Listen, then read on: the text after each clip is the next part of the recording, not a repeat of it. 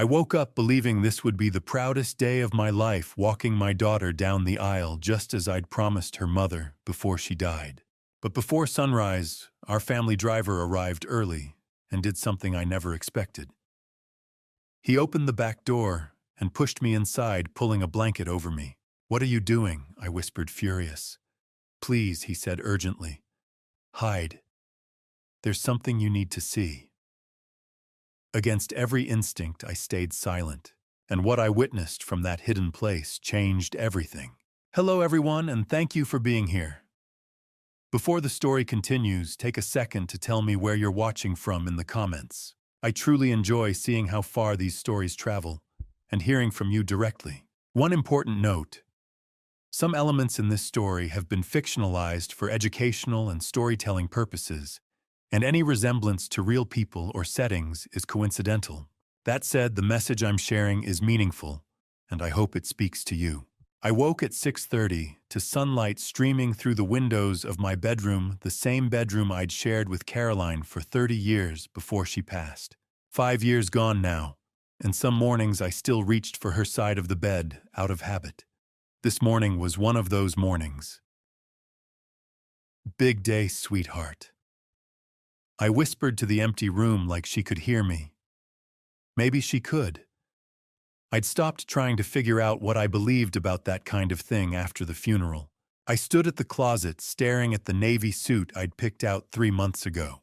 Mother of the bride dresses get all the attention, but nobody tells you how much a father agonizes over what to wear when he walks his daughter down the aisle. Caroline would have known exactly what to choose. She always did. My hands shook slightly as I buttoned my shirt.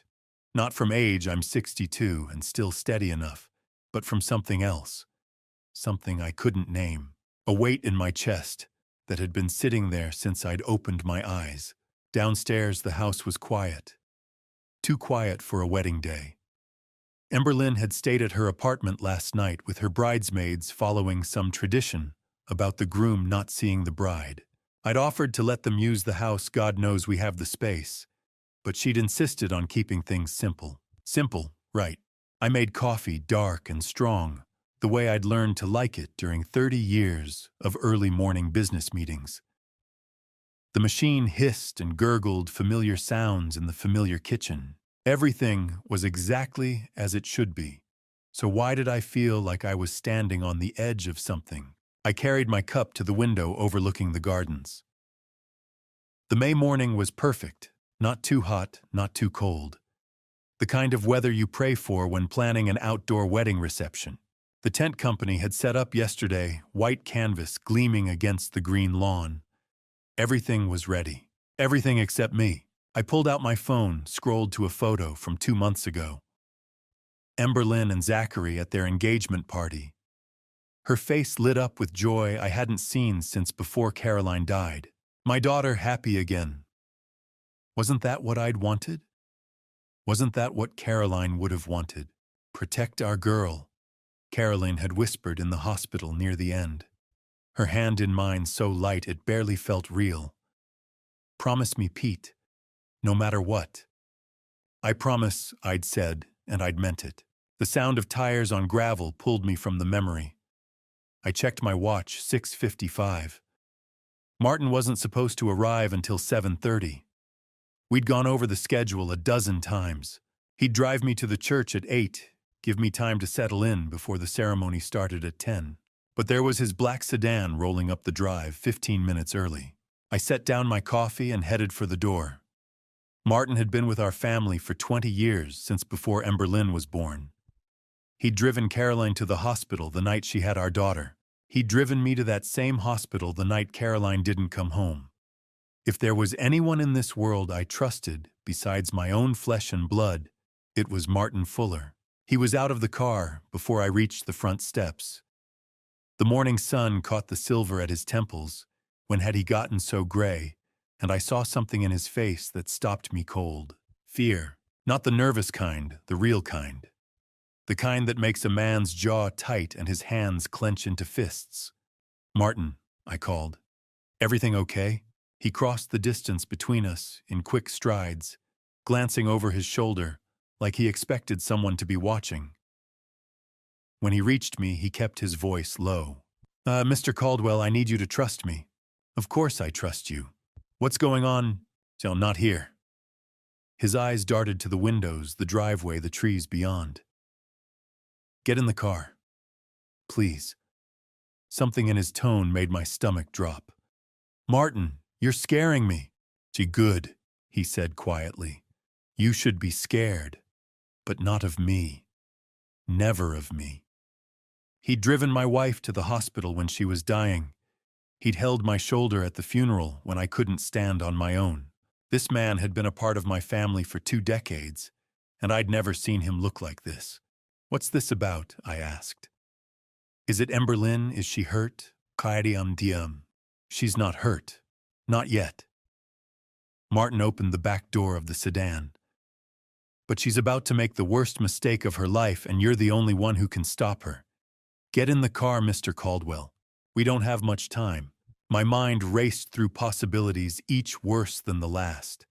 An accident, a threat, something wrong with the wedding. But Martin's eyes weren't frantic. They were determined. Whatever this was, he'd planned for it. I climbed into the back seat. The leather was cool. The car smelled faintly of the lavender air freshener Martin always kept hanging from the rearview mirror. Normal. Everything was normal, except for the fact that I was sitting in my wedding suit in the back of a car at 7 in the morning, with no idea why. Martin reached past me and grabbed a dark blanket from the seat. The same blanket he kept for winter emergencies. Lie down, he said. Cover yourself completely. You can't be seen. What, Martin, this is... Mr. Caldwell. He looked me dead in the eye. 20 years ago, I made a promise to Miss Caroline. I promised I'd look after you and Emberlyn no matter what. I've kept that promise every single day. I'm keeping it now. Please, lie down. Caroline's name hit me like a physical blow. Martin never invoked her name lightly. Never. I thought about my daughter somewhere across town in her wedding dress, about to marry a man named Zachary Palmer. A man I barely knew, if I was honest with myself. A man who'd swept into Emberlyn's life 18 months ago and made her smile again after years of grief. A man Martin apparently didn't trust. I lay down across the back seat, my suit jacket bunching awkwardly beneath me. Martin draped the blanket over me, heavy and dark, blocking out the morning light. Whatever you see, whatever you hear, Martin said quietly, don't make a sound. Not until I tell you it's safe. Understand? I understand, I whispered, though I didn't. I didn't understand any of this. The door closed softly. A moment later, the driver's door opened and Martin slid behind the wheel. The engine purred to life. Where are we going? I asked from beneath the blanket. To show you the truth about Zachary Palmer, Martin said. And then you're going to help me save your daughter. The world went dark under that blanket, but every sound became sharp, clear, dangerous. I'd been lying there maybe 10 minutes, long enough for my back to start aching against the leather seat, long enough to wonder if Martin had lost his mind when the car slowed and pulled to a stop. I heard the crunch of gravel under tires, then silence. My heart hammered against my ribs. Where were we? The front passenger door opened with a soft click. Someone slid into the seat, and I caught a whiff of expensive cologne. Not Martin's usual subtle aftershave, but something bolder, younger. Morning, Martin? The voice was smooth, confident. Zachary Palmer, my future son-in-law. Good morning, Mr. Palmer. Martin's reply was perfectly neutral, professional. No hint of whatever fear I'd seen in his face 20 minutes ago. Beautiful day for a wedding, isn't it? Zachary settled into his seat. I heard the rustle of fabric, his tuxedo probably. I still can't believe this is really happening. Big day indeed, sir. The car began to move again. I focused on keeping my breathing slow and quiet. Under the heavy blanket, the air was getting warm, stuffy. I wanted to shift position, but didn't dare. Zachary's phone buzzed. "That'll be my bride," he said, and I heard the smile in his voice. "Hey, beautiful." Even through the blanket, through the sound of the engine, I could hear the change in his tone. Soft, warm, the voice of a man in love. "Yeah, no, I'm not nervous." "Well, maybe a little," he laughed. "You're going to take my breath away, aren't you? You always do." I felt my chest tighten. That was my daughter on the other end of that call. My Emberlyn probably standing in front of a mirror in her wedding dress, glowing with happiness. "I love you too," Zachary said. "See you at the altar, Sunshine." Sunshine. He called her Sunshine. The call ended. For a moment there was only the hum of the engine and the muffled sound of traffic outside. I allowed myself to relax slightly. Maybe Martin was wrong. Maybe this was all some misunderstanding. The man I'd just heard sounded genuinely devoted to my daughter. Then Zachary's phone rang again. "Jesus," he muttered. His whole tone shifted, the warmth gone, replaced by something cold and clipped. He answered. "I told you not to call this number." I went rigid under the blanket. No, I can't talk right now. I'm in the car. With the driver." A pause. I could hear a tinny voice on the other end, words too faint to make out, but the urgency was clear. I said we'd handle it. Everything is on track. The voice on the phone got louder, more insistent. "Look." Zachary's voice dropped lower, harder. 3 months, not before. We agreed on the timeline. Don't call me again until... He stopped abruptly, then finished in a harsh whisper. "Until it's done." He ended the call with more force than necessary. The silence that followed felt thick enough to choke on. "Everything all right, Mr. Palmer?" Martin asked, his voice still perfectly even. "Oh, fine. Just some business that won't wait." Zachary's attempt at a casual laugh fell flat. "You know how it is. People think just because it's your wedding day, the whole world stops." "Indeed, sir. But I heard something in Zachary's breathing. Quick, shallow, stressed. 3 months. Not before, until it's done." What did that mean? What was supposed to happen in 3 months? And who was calling him so urgently that they'd risk phoning on his wedding day? Under the blanket, my hands curled into fists. That second call hadn't sounded like love. It hadn't sounded like business either. It sounded like something else entirely. Something that made my future son-in-law's voice go cold and calculating. I tried to piece it together. The warmth with Emberlyn, then the ice with whoever that was. 2 different people in the same man. Or maybe, and this thought made my stomach drop, maybe the warmth was the act, and the cold was what lay underneath. "Chiquia, we're taking a different route today, Mr. Palmer," Martin said calmly. "Construction on the main road." "Oh, sure, whatever you think is best." Zachary didn't seem to care where we were going. He pulled out his phone again. I heard the soft tap-tap of typing. Texting someone. More business that couldn't wait. Or was he texting whoever had just called? I lay there in the darkness, breathing as quietly as I could, listening to every shift of fabric, every tap of his phone, every change in the engine's pitch, as Martin navigated through traffic. This was what Martin wanted me to hear. This was why he'd shoved me into this car. But why? What did Martin know that I didn't? "Oh, okay, Sonny, how long have you worked for the Caldwells?" Zachary asked suddenly. 20 years this September, sir." "That's a long time. You must be close to the family." "I consider it an honor to serve them." Something in Martin's phrasing made me think of that promise he'd mentioned. The promise he'd made to Caroline. What exactly had my wife asked him to do? "Pete seems like a good man," Zachary continued. "Little old-fashioned, maybe, but solid. The kind of father-in-law who'll want to stay involved, I imagine. Mr. Caldwell loves his daughter very much. I'm counting on that." Zachary's voice had an odd quality I couldn't quite identify. "A man who loves his daughter will do anything to see her happy, won't he?" "I expect so, sir." Good. That's good. The way he said it made the hair on the back of my neck stand up. It wasn't the words themselves, they were perfectly innocent, but the tone underneath, like he was working through some private calculation. 3 months. Everything is on track. My mind spun with possibilities, each darker than the last. Was he planning something? Was Ember Lynn in danger? But that didn't make sense.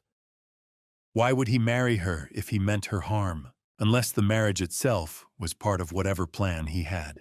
The car made a turn, and I felt myself slide slightly against the seat. Martin must have noticed, because he spoke up quickly. Hit a rough patch there. Road work everywhere these days. No kidding, Zachary replied, distracted. His phone buzzed again. Sorry, I need to take this.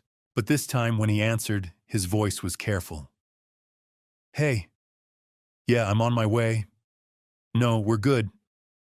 I'll call you later, okay? Yeah. Later. He ended the call fast. Too fast. Like he didn't want anyone Martin to hear too much. The pieces weren't fitting together yet, but I knew I was hearing something important. Something that explained the fear in Martin's eyes this morning. In the darkness under that blanket, with nothing to go on but sounds and fragments of conversation, I felt dread pooling in my gut like cold water. 3 months, not before, until it's done. What was going to happen in 3 months? And what did it have to do with my daughter's wedding day? I didn't have answers yet, but I knew with a certainty that made my chest ache that Martin was right to be afraid. 3 months on track for what my stomach twisted with a dread I couldn't name yet. 20 minutes into what should have been a straight shot to St. Benedict's Cathedral. Martin turned south. I felt it, before I understood it, the pull of gravity as the sedan banked left, the shift in momentum telling me we were heading away from downtown. Beneath the blanket, I had only sensation to guide me, the engine's hum, the rhythm of stops and starts, sunlight warming the fabric against my face. This turn felt wrong. My internal compass screamed at me. St. Benedict's was north and east, a straight 15-minute drive through oak-lined streets. This route had too many turns, too much stop-and-go traffic. We were heading south, away from the cathedral, away from the wedding. In the front seat, Zachary's phone buzzed harsh, insistent vibrations, demanding attention. Damn it, he muttered. I heard fabric rustle as he checked the screen. Another buzz, then another. Everything all right, Mr. Palmer? Martin asked, his voice carefully neutral. Yeah, fine. Zachary paused, weighing something. Actually, Martin, I need to make a quick stop. Won't take more than 5 minutes. Course, sir. Where to? Maple Street, South Side. You know it. No hesitation. None at all. Yes, sir, I know it. That was when I knew. Martin hadn't been surprised. He'd been expecting this. That's why he'd hidden me in the back seat. That's why we were driving south instead of north. Martin had planned this. The sedan accelerated, merging onto what felt like a highway, smooth concrete rushing traffic distance covered quickly. Route 9, probably. The industrial corridor cutting through the city's midsection before dipping into the working neighborhoods. Through the gap in the blanket, I caught glimpses of harsh sunlight hitting concrete without the filter of trees. The air felt different, thicker, grittier. Exhaust and hot pavement. We slowed. Traffic lights, frequent stops, city driving in a neighborhood where people lived close together. Next light, take a left. Zachary said, his voice stripped of charm. 2 blocks down. Understood. The road changed, rougher pavement potholes jarring the suspension. Streets that got repaired last, if at all.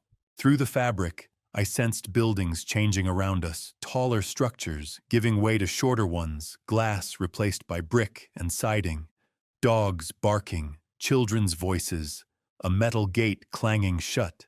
This was a neighborhood where people hung laundry on lines, where corner stores sold lottery tickets, where families packed into townhouses and made the best of what they had. The middle ground, where most people lived, a world Zachary Palmer had never mentioned.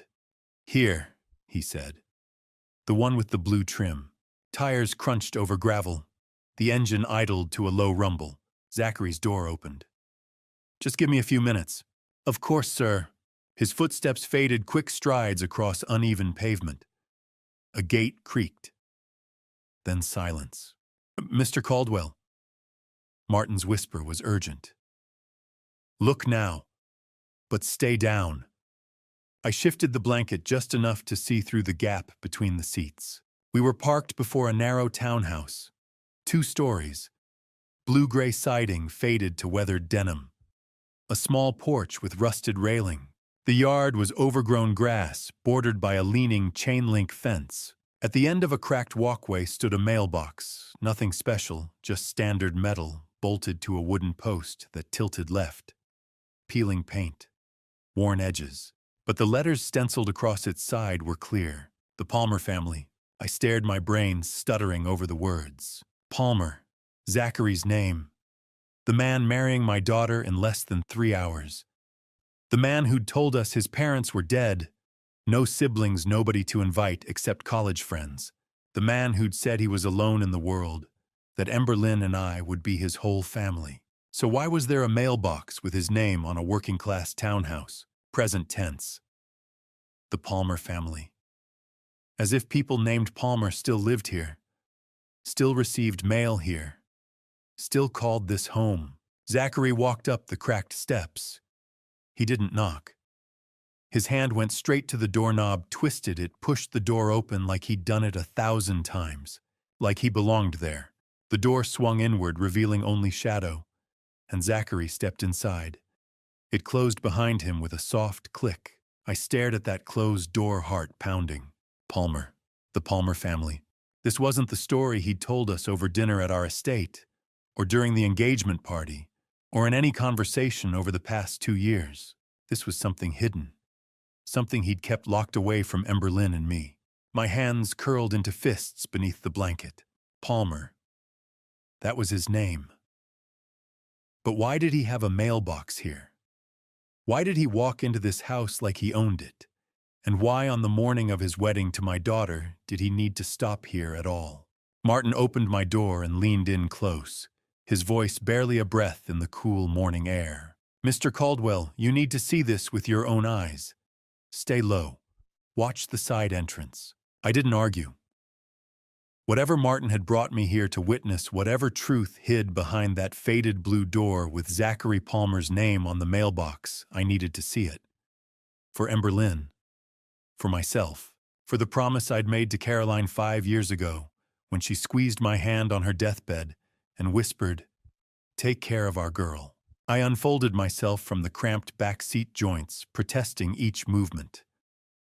62 years old, crouching behind a sedan like a private investigator in a bad crime novel.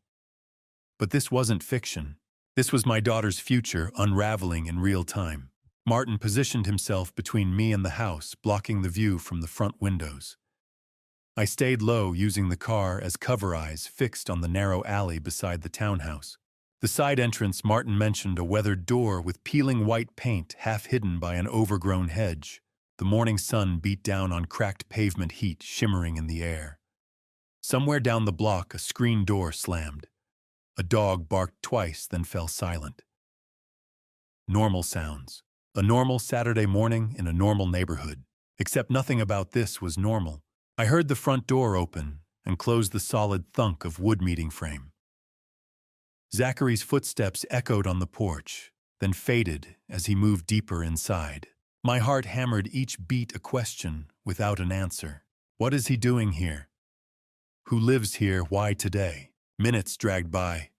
2, 3, 4. Each second stretched unbearably long. Then the side door opened. A woman stepped out first. Early 30s. Dark hair pulled into a messy ponytail. Jeans and a faded gray t-shirt worn thin by too many washes. She looked exhausted, the kind of tired that comes from sleepless nights and unpaid bills. Her face was drawn, eyes shadowed, but her jaw was set with stubborn resolve. A woman used to carrying weight she shouldn't carry alone. She crossed her arms defensively and turned back toward the open doorway. Zachary, please. You can't keep doing this. Her voice was soft, but strained, pulled tight like wire. I couldn't hear his reply from inside, but I didn't need to. Her expression said enough frustration, resignation, fear. Then I heard it, a child's voice, high-pitched, excited, from inside the house. Daddy, Daddy. The word struck me like a blow to the chest. Daddy. A little girl burst through the side door, small feet pounding on the steps. She couldn't have been more than 4 blonde curls, bouncing pink sneakers, flashing a stuffed rabbit clutched in one hand. She wore a yellow sundress, with daisies, the kind a father chooses, because it makes his child smile. Daddy! She cried again, running toward the doorway, and Zachary Palmer stepped out to catch her. He scooped her up effortlessly, lifting her high as she squealed with joy. She wrapped her arms around his neck, burying her face against his shoulder. He held her close, not like a stranger, not like a visitor, but like a man who had done this 1,000 times. Like a father. Hey, sweetheart, he murmured, voice gentle in a way I'd never heard. He kissed the top of her head, fingers soft in her curls. I can't stay long today. But why? She pulled back bottom lip, trembling. You said you'd play tea party with me and Mr. Floppy. She held up the stuffed rabbit. His smile faltered for half a second, then returned, practiced familiar, the same charm he'd used on Emberlyn. On me. On everyone who trusted him. I know, baby. I'm sorry. Daddy has to work today. But I'll be back soon. I promise. Liar. The word screamed inside my head. He wasn't going to work. He was going to St. Benedict's Cathedral. He was going to stand at the altar in a tailored tuxedo and vow himself to my daughter. Promise her forever while this child waited at home for a father building a second life. The woman, his wife, she had to be stepped closer, arms still crossed. Zach, we need to talk about. Not now, Marley. His voice sharpened, warmth draining instantly. He set the child down, gently ruffling her hair. Mia, go inside and finish breakfast. Mommy and I need a minute. Mia.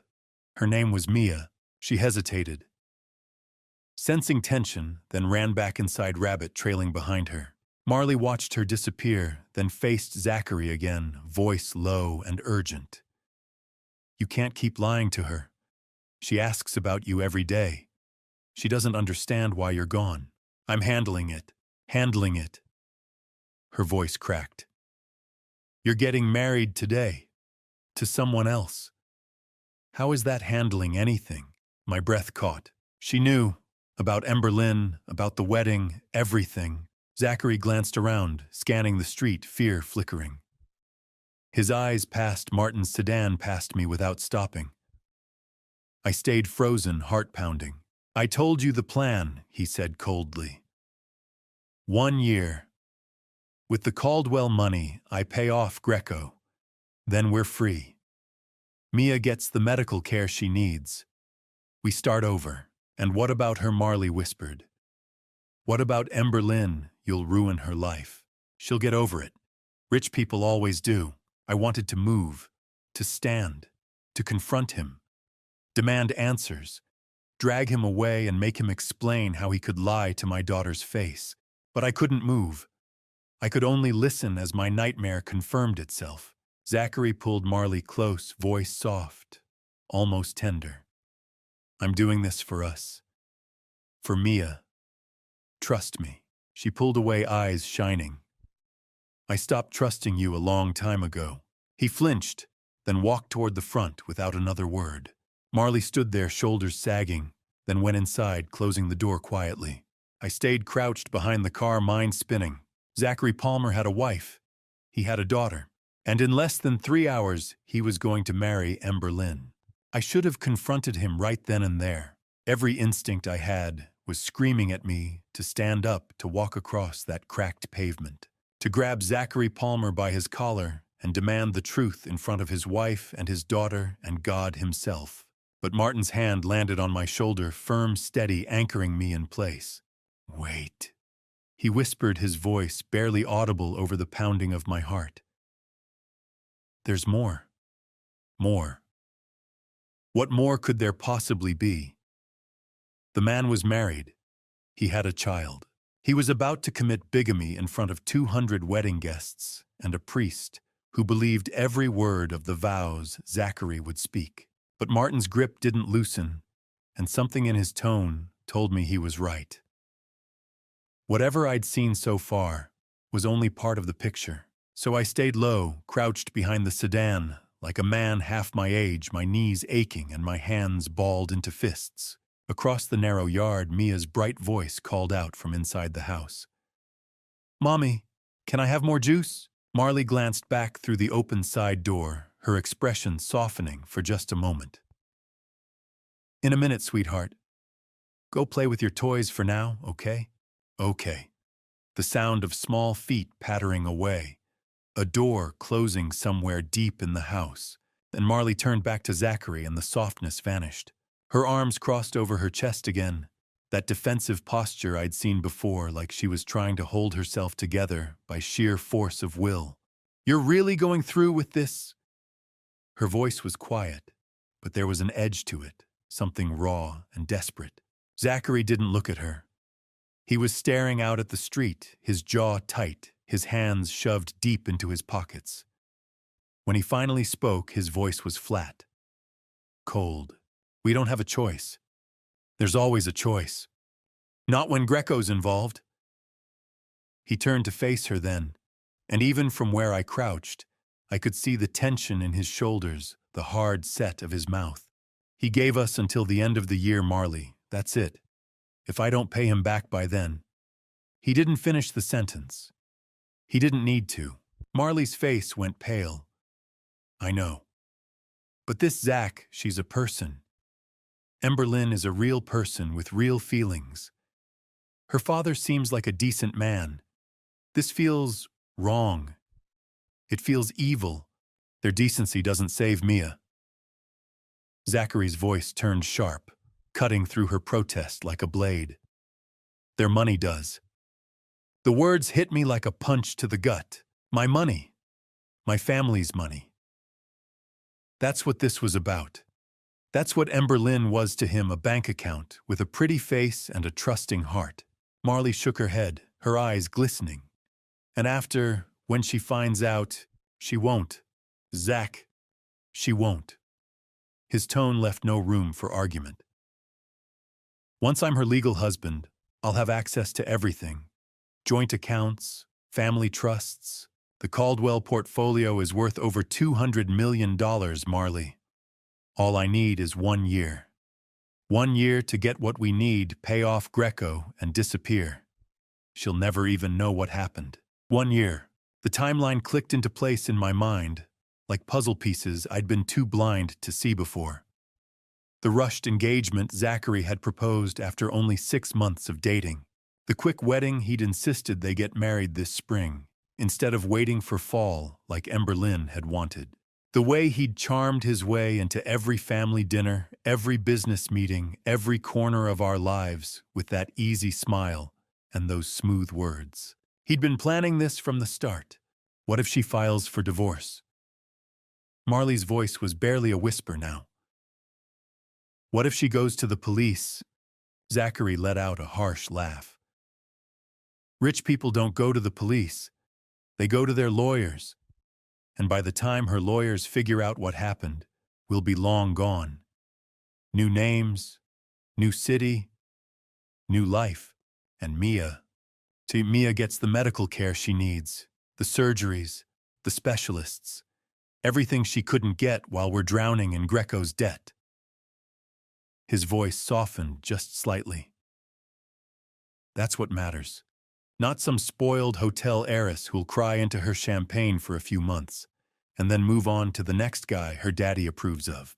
I wanted to scream, to stand up and tell him that Emberlyn wasn't spoiled, that she'd worked her entire life to earn her place in the company, that she'd mourned her mother with a grief that had nearly broken her, that she deserved so much better than this lying, calculating predator who saw her as nothing more than a means to an end. But Martin's hand was still on my shoulder, and his grip tightened as if he could sense my rage building. "Wait," he breathed. "Just wait." Marley wrapped her arms around herself, her shoulders hunching forward. I can't keep doing this, Zach. I can't keep lying to Mia. She asks about you every day. She doesn't understand why you're gone so much. It'll be over soon. Will it? Her voice cracked. Or will you just find another scheme, another woman to use? When does it end? Zachary's expression hardened. It ends when we're free of Greco. That's when it ends. He pulled out his phone, glanced at the screen, and cursed under his breath. I have to go. The wedding starts in less than 3 hours. Why, I'll call you tonight. He turned toward the front of the house without looking back. Keep Mia inside. I don't want her seeing me leave. Ma, she already knows you're here. Then distract her. His footsteps echoed on the wooden porch steps, then faded as he rounded the corner toward the street. Marley stood there for a long moment, her face buried in her hands. Then she straightened, wiped her eyes, and went back inside, closing the side door behind her with a soft click. I stayed frozen behind the sedan, my entire body shaking with a rage I could barely contain. Less than 1 year. That's how long Zachary Palmer had planned to stay married to my daughter. Less than 1 year to drain our family's accounts, pay off his debts, and vanish with his real wife and child, leaving Emberlyn with nothing but betrayal and a broken heart. My hands were still clenched into fists, my nails digging into my palms hard enough to draw blood. I wanted to chase him down, to drag him back here and make him confess everything, to call the police, the FBI, anyone who could stop this nightmare before it was too late. But Martin's voice cut through the haze of my anger. Mr. Caldwell. Quiet. Steady. There's more you need to know. Get back in the car. I turned to look at him, my vision blurring with fury. More. What else could there possibly be? Martin's face was grim. The worst part, after Zachary finished speaking with Marley and headed back toward the street, Martin moved fast.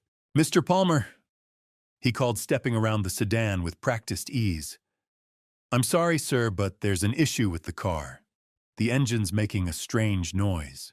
I don't want to risk breaking down on the way to the cathedral. Zachary stopped short, irritation flashing across his face. Today? Are you serious? I apologize, sir. It just started. Martin gestured toward the hood. With the wedding in less than 2 hours, I don't want to take any chances. Why don't you call a rideshare? I'll get this checked out and meet you at St. Benedict's. Zachary pulled out his phone, jaw tight. Fine. But if this makes me late... It won't, sir, I promise. Within minutes, a black SUV pulled up to the curb. Zachary climbed inside without another word. The vehicle drove off and disappeared around the corner.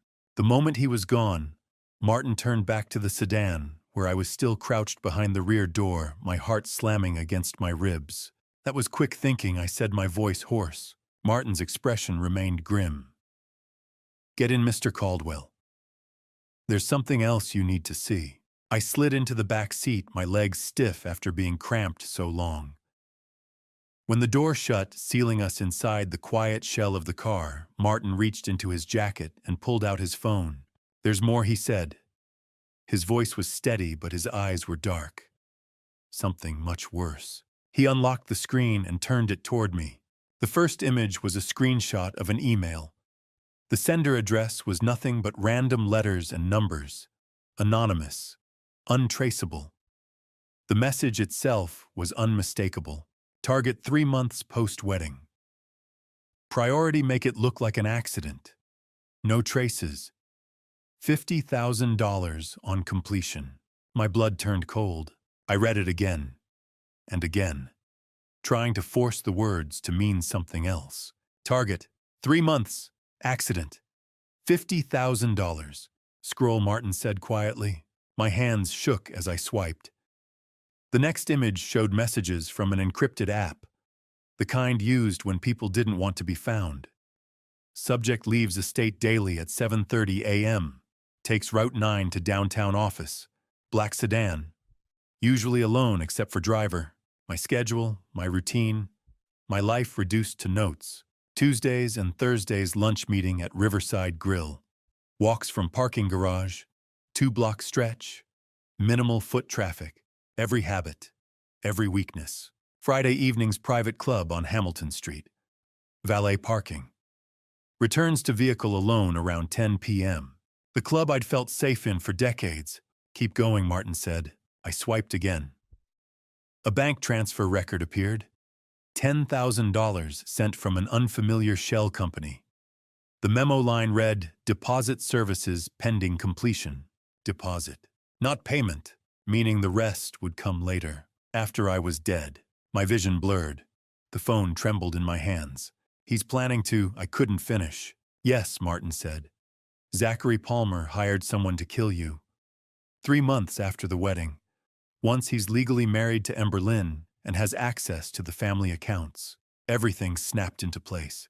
The rushed engagement. The sudden wedding. The 1-year timeline Marley mentioned. It was never about staying married. It was about surviving long enough to become a widower. No divorce, no court battles. Just a tragic accident and a grieving son-in-law positioned to inherit everything when the patriarch died. The call this morning, I whispered. In the car. When he said 3 months, that was confirmation, Martin said. He was finalizing the timeline with the person he hired. The memory replayed clearly. Zachary's tense voice. His nervous glance. Everything is on track. 3 months. Not 1 day sooner. Not a business deal. A murder. How did you find this? I asked. I've been watching him for 2 weeks, Martin said. Ever since he started asking questions about your schedule, about your routines, things that didn't make sense. You were spying on him. I installed monitoring software on his laptop when he left it unattended at the estate last week. He didn't flinch. I needed confirmation. I found this yesterday. Does he know? No, it runs quietly. And Marley, I asked. Does she know about this? Martin shook his head. She knows about the fraud, the money, but not this. My hands trembled as I opened my own phone and began photographing each screen. The email, the messages, the bank transfer. One by one, evidence, proof that Zachary wasn't just a liar or a thief. He was planning murder. Click, another photo, click, another. I documented every word, every detail. Mr. Caldwell, Martin said gently. Are you all right? I wasn't. How could I be? My daughter's fiancé had ordered my death. Every smile, every dinner, every handshake had been part of a countdown. But I nodded. I have everything. Good. We'll need it. I stared at the screenshots once more.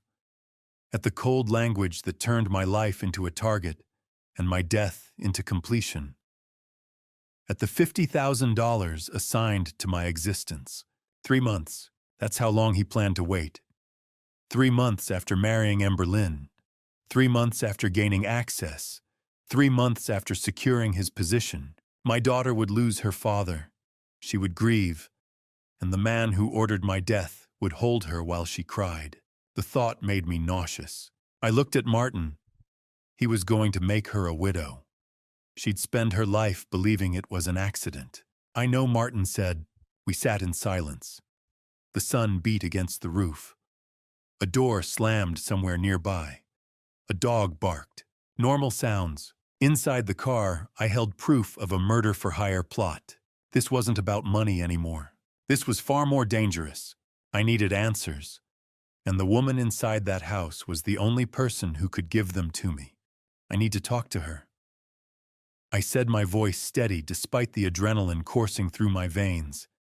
To Marley. Martin's eyes widened slightly. Mr. Caldwell, are you sure Zachary could come back? He won't. Not for a while. He thinks you're fixing the car. I reached for the door handle. I need to understand why. And I need her at that church. Martin hesitated, then nodded. I'll keep watch. I stepped out of the sedan and walked across the cracked pavement toward the blue-gray townhouse.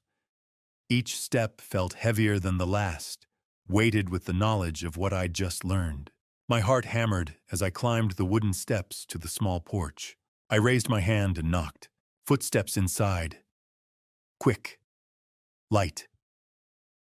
The door opened, and Marley Palmer stood there, her expression shifting from hope to confusion to something close to panic in the span of a heartbeat. "Zachary, did you forget?" She stopped mid-sentence when she saw me. Her face went pale. "Mr. Caldwell, how did you—" "I know everything." My voice came out harder than I intended. "Now you're going to tell me the truth." For a moment, she just stared at me. Then her shoulders sagged, and something inside her seemed to break. She stepped back, opening the door wider. "Come in." The house was small but tidy. Worn furniture that had seen better days. Children's toys scattered across a threadbare rug, the kind of home where people made do with what they had and tried to pretend it was enough. From somewhere deeper in the house, I heard a child's laughter. Mia, playing with her toys, oblivious to the nightmare her father had created. Marley closed the door behind me and leaned against it, her arms wrapped around herself like she was trying to hold herself together. "How much do you know?" "Enough. The secret marriage, the plan to steal from my family, the 1-year timeline." I paused, watching her face. "And the part about eliminating me 3 months after the wedding." Her eyes went wide. "What? You didn't know about that part, did you?" She shook her head, her hand flying to her mouth. "Oh my God, no. I didn't." Her voice cracked. "He wouldn't." "Would he?" "He already has. There's a contract. A deposit's been paid." Marley sank into a chair, her face buried in her hands. I knew he was desperate. But I didn't think he'd... She looked up at me, tears streaming down her face. "I'm so sorry. I'm so sorry." "Tell me why," I said. "Tell me all of it." She took a shaky breath and began. "We owe Anthony Greco nearly $500,000. Zachary made bad investments, got in over his head with some startup that crashed. When the money dried up, he went to Greco for a loan. Then Mia was born premature, 2 months early. The NICU bills alone were over $95,000. Specialists, surgeries, equipment." Her voice trembled as she spoke, each word heavy with exhaustion and fear. "Greco gave us a deadline, end of the year. He said if we didn't pay by then, she couldn't finish, but she didn't need to. The threat was clear enough. He'd take Mia," I said quietly. Marley nodded, wiping her eyes. "Zachary panicked. He started looking for ways to get money fast. That's when he found your daughter, at some networking event. He saw an opportunity, a wealthy family, a trusting woman. And he..." Her voice broke. "He saw a way out." I felt sick. Emberlyn had been nothing more than a target, a means to an end. "But you tried to stop it," I said, remembering the pieces Martin and I had overheard. "Didn't you?" Marley's head snapped up, her eyes red and swollen. "Yes. God, yes, I tried. I swear I tried, Mr. Caldwell." She stood and disappeared into another room, returning moments later with a folder. She opened it on the coffee table, spreading out its contents with trembling hands. 3 weeks ago, I sent an anonymous letter to Emberlyn's office, warning her about Zachary, that he wasn't who he said he was. She showed me a handwritten draft, the words shaky but clear. "The man you're about to marry is hiding something. Please investigate before it's too late." 2 weeks ago, I called her. I got through to her assistant, said it was urgent. But before I could say more than a few words, Zachary came home early. He heard me on the phone. He twung. She touched her wrist, and I saw the faint shadow of an old bruise. He took the phone, deleted the call log, told me if I ever tried again, I'd never see Mia, that he'd take her and disappear, and I'd spend the rest of my life wondering if she was alive. My hands curled into fists. Last week I tried to send an email from the library, but Zachary has spyware on my computer, on my phone. He knew within hours. He deleted the draft before I could send it. She pulled out a phone showing me her deleted items folder, an unsent email to Emberlyn's personal address, a warning that never made it. "June, I kept copies," Marley whispered. "Everything. The letter. The phone records showing I called her office. The email draft. I knew if something went wrong, I'd need proof that I tried." She reached into the folder and pulled out more documents.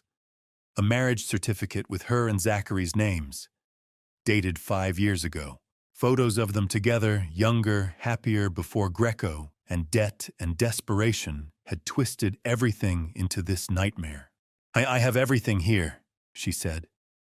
"Proof of our marriage. Proof that Mia is his daughter. Proof that I tried to warn your daughter and he stopped me." Her voice broke. "I wanted to save her. I wanted to protect her from him. But I couldn't. I was too afraid of losing Mia."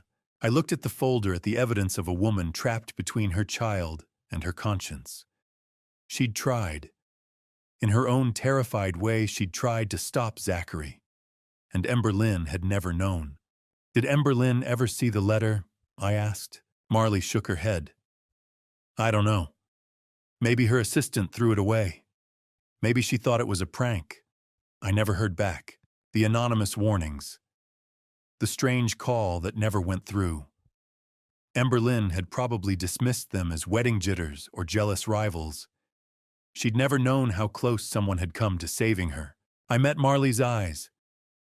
"You're going to come to the church. With Mia. With that folder. This ends today." She looked terrified. "He'll kill me. He's already planning to kill me. And he's about to destroy my daughter's life." I kept my voice firm. "You have a choice, Marley. Help me stop him, or let him turn Emberlyn into a widow and leave you and Mia with nothing but guilt." For a long moment she said nothing.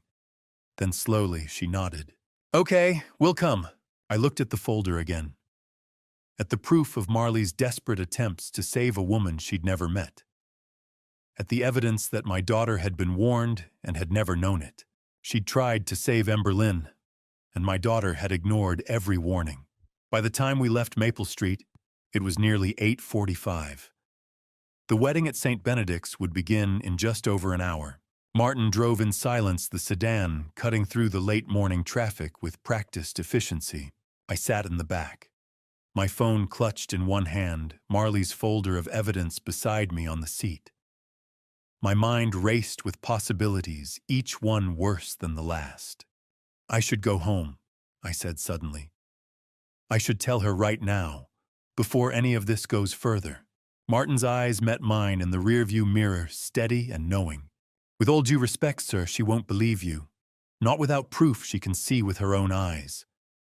I wanted to argue, but I knew he was right. 2 months ago I'd tried. Not directly, I hadn't known enough then to be direct. But I'd asked careful questions over dinner. Innocent inquiries about Zachary's past, his family, his career before he'd met Emberlyn, and my daughter had shut me down. "Dad, if you don't like him, just say it," she'd said, her voice tight with frustration. "But don't make up reasons to push him away. I love him, and I thought you'd be happy for me." I'd backed off, apologized, told her I just wanted to make sure she was making the right choice, that I trusted her judgment. But the truth was, I'd been afraid. Afraid of the distance that had already started to grow between us since Caroline died. Afraid that if I pushed too hard, I'd lose Emberlyn completely. So I'd stayed silent. And Zachary had used that silence to burrow deeper into our lives. I should have done a background check." I said, the words bitter on my tongue. "Why didn't I do that?" Because Miss Emberlyn asked you to trust her choice," Martin said quietly. "And you respected that." "I respected it right into a trap. You were being a good father, sir." Zachary Palmer is a professional liar. He's fooled everyone. I looked out the window at the familiar streets of our neighborhood, the tree-lined avenues, the manicured lawns, the world where people like Zachary Palmer weren't supposed to exist. You suspected something, I said. Didn't you? Martin hesitated, then nodded. 2 weeks ago, I started noticing inconsistencies. Small things. The way he asked questions about your routine. His interest in the family's financial structure. So I took it upon myself to investigate. Without telling me, I needed to be certain before I brought it to you, sir. I've been with your family for 20 years. I wasn't about to accuse your daughter's fiancé without solid proof. 20 years.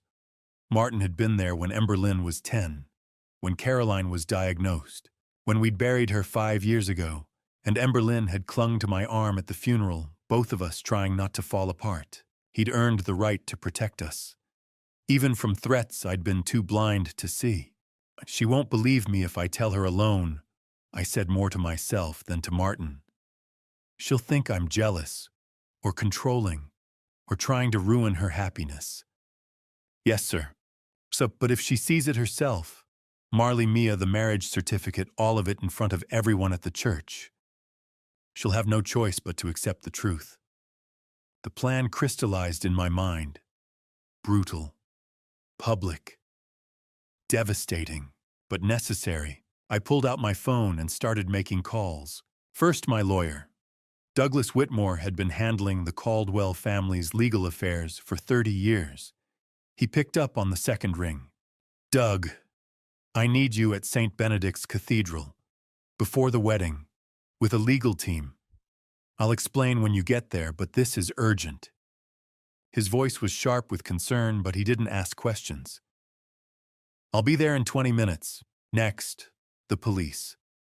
I explained the situation as clearly as I could, bigamy fraud, a potential threat to my life. The detective on the line promised to send officers to the church discreetly. We'll coordinate with you, Mr. Caldwell, but we'll need solid evidence. You'll have it. Finally, I called Marley. She answered on the first ring, her voice shaky. Mr. Caldwell, you and Mia need to come to the church.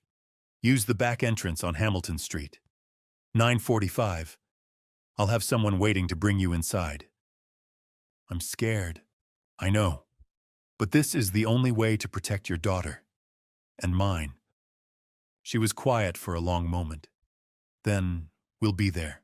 I ended the call and leaned back against the seat, closing my eyes. A memory surfaced unbidden and sharp. Caroline. 5 years ago. Lying in a hospital bed, her face pale, her hand so small and fragile in mine. The cancer had taken so much from her already. Her strength, her energy, her certainty about the future. But not her fierceness. Not when it came to Emberlyn. Pete, she'd whispered, her voice hoarse. Promise me something. Anything.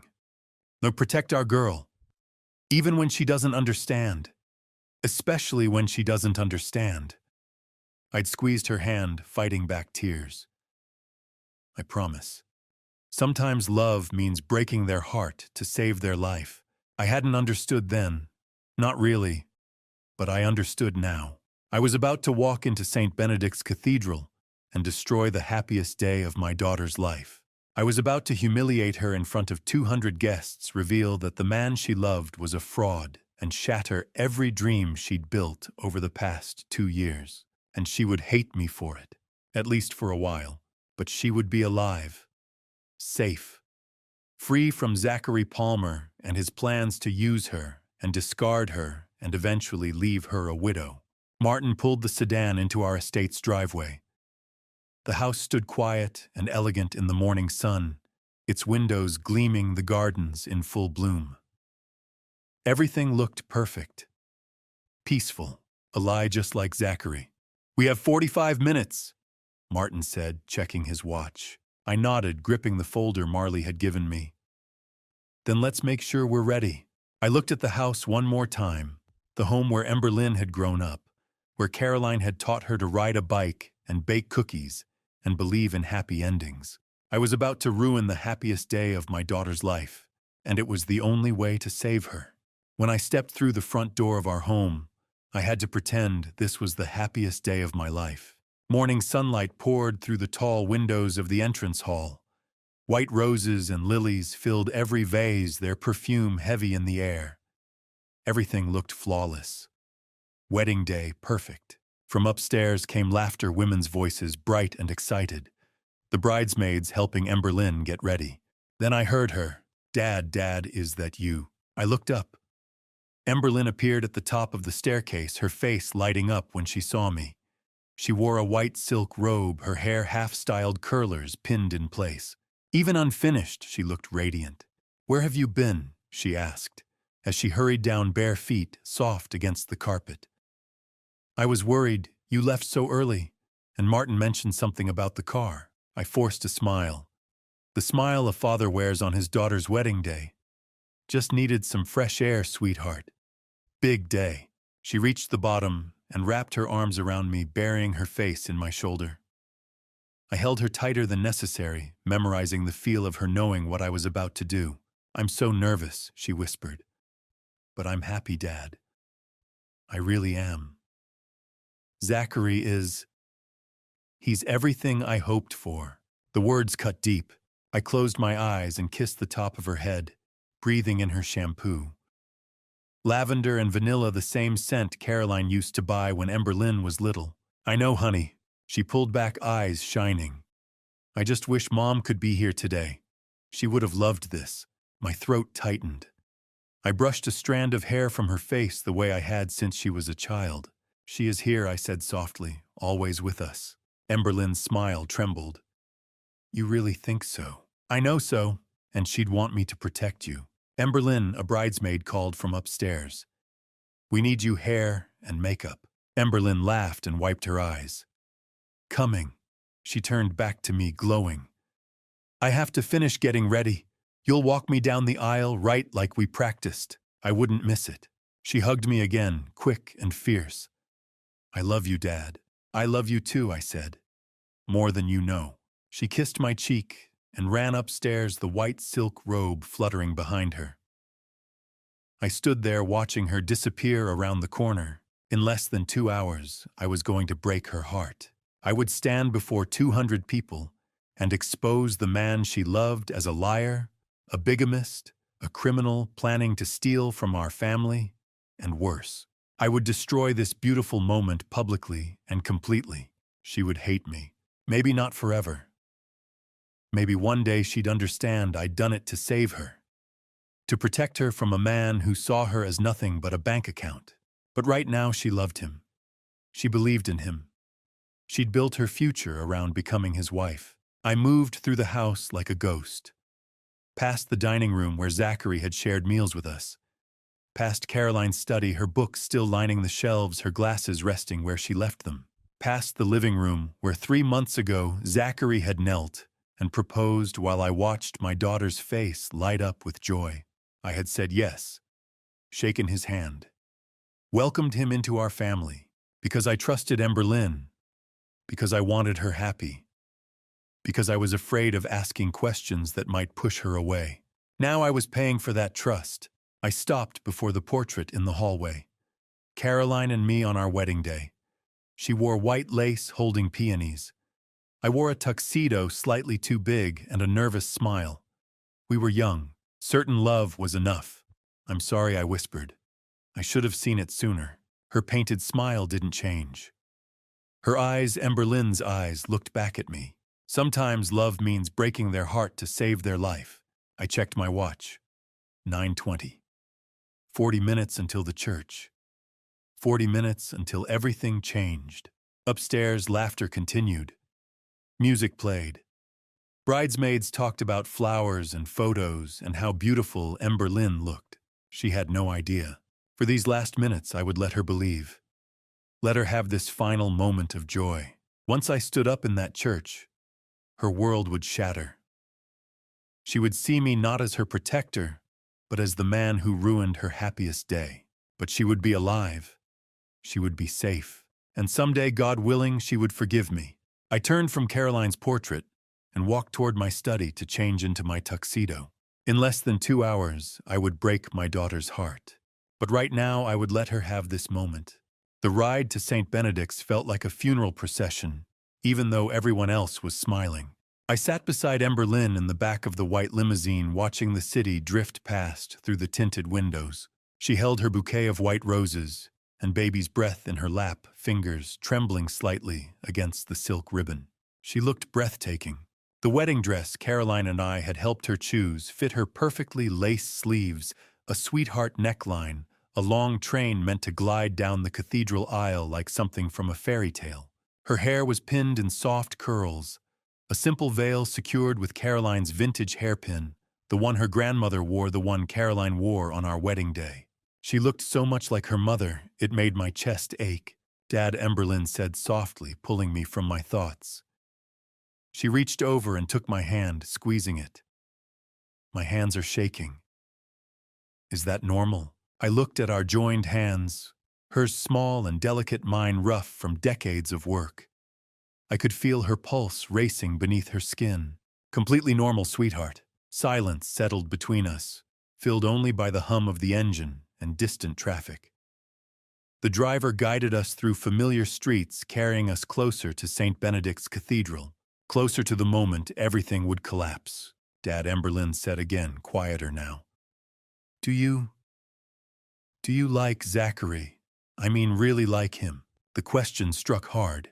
I turned to her and saw the vulnerability in her eyes, the same look she'd worn as a child, asking if she was good enough, smart enough, lovable enough. She needed reassurance, and I couldn't give it. What matters, I said carefully, is that you're happy. Her brow furrowed. That's not what I asked. No, it wasn't. I lifted my hand and touched her face the way I had when she was small. I've always wanted what's best for you, Emberlyn. That will never change. She studied me for a long moment, searching for something I refused to give. Then she relaxed and leaned her head against my shoulder, just like she used to during movie nights. I love you, Dad. I love you too, more than anything. We stayed that way as the city passed by. I watched streets I'd known my whole life slide past the window. Riverside Park, where I taught her to ride a bike. The cafe Caroline and I visited every Sunday. The corner where I pulled over 5 years ago after the hospital called to say Caroline was gone. The same streets, but nothing was the same. My phone vibrated in my pocket. I shifted carefully and checked it. Martin, Marley, and Mia are en route. Back entrance secured. Officers in position. Everything is ready, sir. I typed back, understood. Work, Emberlyn asked. Martin confirming timing. She nodded, trusting, and rested her head against me again. Ahead, the spire of St. Benedict's rose into view, its stone facade catching the late morning sun. The same cathedral where Caroline and I were married 35 years ago. I remembered standing at the altar, hands shaking, breath stolen, when I saw her walking toward me in white lace. We'd promised forever, and we meant it. We built a life, raised a daughter, loved each other through everything, until cancer ended it. Now Emberlyn was about to stand at that altar with a man who planned to betray her. Not if I could stop it. The limousine slowed near the cathedral. Guests gathered on the steps. Photographers adjusted lenses. Curious strangers paused to watch. 200 guests, 200 witnesses, 200 people about to watch a dream shatter. We're here, Emberlyn whispered, sitting up.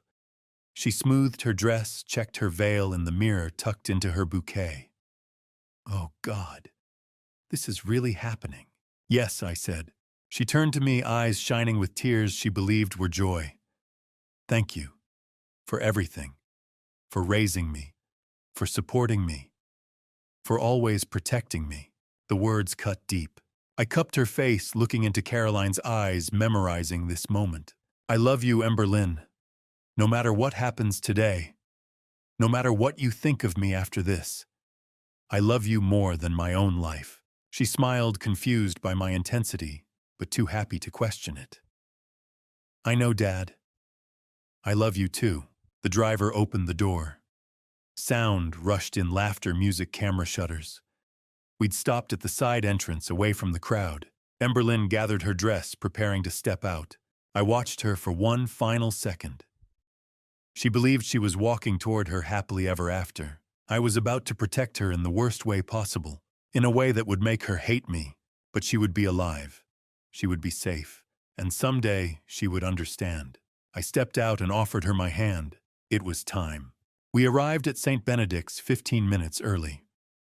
The old stone cathedral stood as it had for more than a century, solid, unmoving, carrying the weight of countless ceremonies within its walls. Today it would carry mine. The Gothic structure rose against the late morning sky, its spire reaching upward like a prayer carved in stone. Stained glass windows depicted angels, saints, and moments of divine mercy, their colors softened by the light filtering in from outside. Thick stone walls kept the air cool even on warm days like this. Inside, the cathedral had been transformed. White roses and lilies lined the aisle, their fragrance blending with candle wax and old wood. Hundreds of candles flickered in polished brass holders, casting gentle shadows along the vaulted ceiling above. Everything looked perfect, beautiful, exactly as Emberlyn had imagined. Guests were beginning to arrive, business associates in tailored suits, longtime family friends in their finest clothes, distant relatives I hadn't seen in years. They smiled and nodded as they took their seats, whispering softly, admiring the flowers and the setting, commenting on how lovely Emberlyn would look as a bride. None of them knew what was coming. I guided Emberlyn toward the bride's preparation room, a small chamber off the main sanctuary, where she could make her final adjustments. The bridesmaids were already there, laughing, fixing her veil, making sure every curl was perfect. "I'll see you out there, sweetheart," I said, kissing her forehead. She squeezed my hand, eyes shining. "I love you, Dad. I love you too." I left her surrounded by excitement and certainty and walked back into the sanctuary. The space felt larger now, emptier despite the growing crowd. I made my way down the aisle toward the front pew reserved for the father of the bride. My footsteps echoed against the stone floor, each step drawing me closer to the altar. The same altar where Caroline and I had stood 35 years ago, promising forever. The same altar where her casket had rested 5 years ago, surrounded by flowers just like these. While Emberlyn and I sat in this same pew, trying to understand how the world could keep moving when ours had stopped. "Pete," a familiar voice called. I turned to see Douglas Whitmore approaching, hand extended. My lawyer. My friend for 3 decades. He wore an expensive suit and a confident smile. "Congratulations," he said, shaking my hand. "Big day. Zachary seems like a good man. You must be proud. If only you knew." I nodded. "Thank you, Douglas. Caroline would have loved this," he added gently. "She'd be so happy seeing Emberlyn like this." The words were meant kindly. They still hurt.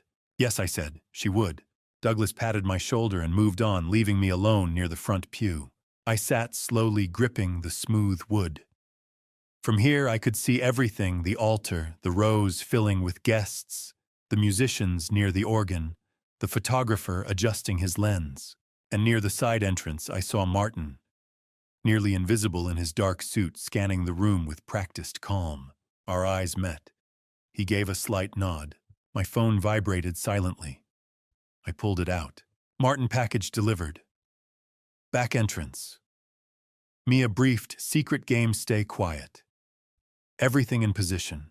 I typed back, "Understood." The secret game had been Marley's idea. She'd knelt down and told Mia they were playing a special church game where she had to stay as quiet as a mouse to win a prize afterward. Mia thought it sounded wonderful. She didn't know she was about to watch her father's life collapse. I looked toward the altar again, imagining Zachary standing there, smiling, playing the devoted groom, while his real wife and child waited in a back room. "Caroline," I closed my eyes. "If you can hear me, help me do this right. Help me be strong enough." I imagined her sitting beside me like she used to during Sunday services, her thumb tracing circles in my palm, a silent reminder that we were never alone. Sometimes love means breaking their heart to save their life. She'd said that when she made me promise to protect Emberlyn no matter what. I never imagined it would mean this. The organ began to play softly. Conversations faded. Guests turned toward the front. The photographer moved into position. Reverend Jonathan Reed stepped out and took his place at the altar, Bible in hand, serene and ready. This was it. Soon the processional would begin. Bridesmaids would walk the aisle. Then Emberlyn, radiant, holding my arm, believing she was walking toward her forever. And I would stand beside her listening as Zachary Palmer spoke vows he never intended to keep. Until I stopped him. I looked around once more at the stained glass, the guests holding programs, the altar where joy and grief had already shaped my life. Saint Benedict stood silent, holding centuries of secrets. Today it would hold mine. The organ swelled. The ceremony was about to begin, and so was the truth. The music swelled. Everyone stood. Zachary Palmer stepped into view from the side entrance, looking like every father's dream son-in-law. The black tuxedo fit him perfectly, tailored, elegant, expensive. His dark hair was styled just right, not a strand out of place. And that smile, that practiced, confident smile that had charmed Emberlyn, charmed me, charmed everyone who'd ever met him. He looked like a man in love, a man about to marry the woman of his dreams. He looked like a lie. Jason Hartley followed a step behind Zachary's best man, a college friend he'd introduced us to 6 months ago. Jason wore a matching tuxedo and a supportive grin, playing his part in this performance perfectly. Zachary took his place at the altar, standing beside Reverend Jonathan Reed. He adjusted his tie, clasped his hands in front of him, and turned to face the center aisle. Waiting, anticipating. The picture of a nervous groom on the happiest day of his life. I wanted to stand up right then, to shout the truth across the cathedral, to end this before it went any further. But I stayed in my seat, waiting, watching. The bridesmaids entered next, 3 of Emberlyn's college friends, dressed in soft pastel gowns that complemented the white roses lining the aisle. They carried small bouquets and walked in measured steps, smiling at the guests taking their positions at the front of the sanctuary. Then the music changed. The familiar notes of the bridal march filled the cathedral, that timeless melody that signals the moment everyone has been waiting for. The moment the bride appears, a collective murmur of anticipation rippled through the crowd. Guests shifted in their seats, craning their necks to see. Cameras and phones lifted, ready to capture the moment. The massive wooden doors at the back of the cathedral swung open, and there she was. Emberlyn stood framed in the doorway, backlit by the morning sun streaming through the entrance. Her wedding dress was everything she'd dreamed of, white lace and silk, elegant and timeless, with a train that would sweep down the aisle behind her like something from a fairy tale. Her veil cascaded down her back, held in place by Carolyn's vintage hairpin, the same one her mother had worn, the same one her grandmother had worn before that. She held a bouquet of white roses and lilies, her hands trembling slightly, and she was smiling, radiant, glowing with a happiness so pure and genuine it made my chest ache. She looked so much like Caroline on our wedding day, so beautiful, so full of hope and certainty and love. I stood and moved toward her, offering my arm. Our eyes met, and for just a second, I saw the little girl who used to hold my hand crossing the street, who used to climb into my lap when she had bad dreams, who used to believe her daddy could fix anything. Ready, Dad. She whispered, her voice shaking with emotion. My throat tightened. I couldn't speak, couldn't trust my voice. So I just nodded and forced a smile. Always, I finally managed to say. She tucked her hand into the crook of my elbow, and together we began the long walk down the center aisle. Every step felt like moving through water. Time seemed to slow, each moment stretching out, giving me too much time to think, to notice, to remember. I saw familiar faces as we passed, business partners I'd known for decades, friends who'd watched Emberlyn grow up, distant relatives who'd come from out of state for the wedding. They were all smiling, some wiping away tears, all of them believing they were witnessing something beautiful. Cameras flashed. Phones recorded. Everyone wanted to capture this moment, the father walking his only daughter down the aisle to meet her future husband. None of them knew what I knew. None of them had seen what I'd seen. My eyes found Zachary at the altar. He was watching Emberlyn walk toward him, his expression a perfect mask of love and adoration. His eyes were soft. His smile was gentle. He looked like a man who couldn't believe his luck, who couldn't wait to start his life with the woman he loved. Or maybe it was just a performance. The final act before the curtain fell. This is the last time I'll give her to you, I thought, looking at him. The last time. We reached the altar. Reverend Reed stood waiting, his Bible open, his expression warm and welcoming. Zachary stepped forward, his hand extending toward Emberlyn. The Reverend's voice carried across the cathedral, clear and ceremonial. Who gives this woman to be married to this man? This was the moment. The traditional question. The symbolic gesture of a father entrusting his daughter to her new husband. I looked at Zachary, at his outstretched hand, at the confident smile that didn't quite reach his eyes. Then I looked at Emberlyn, at her radiant face, at the trust and love shining in her eyes as she looked at the man she thought would be her husband. I do, I said, my voice carrying across the silent cathedral, and I'm about to take her back. I placed Emberlyn's hand in Zachary's. His fingers closed around hers, gently, carefully, like he was holding something precious, like he was holding something he planned to use and discard. Emberlyn squeezed my hand one last time before letting go.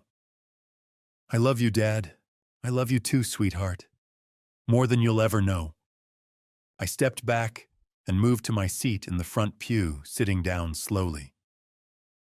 From here, I had a perfect view of the altar, of Emberlyn and Zachary standing side by side, their hands joined, of Reverend Reed opening his Bible and beginning the ceremony. Hantu, dearly beloved, the Reverend began, his voice solemn and practiced. We are gathered here today in the sight of God and these witnesses to join this man and this woman in holy matrimony.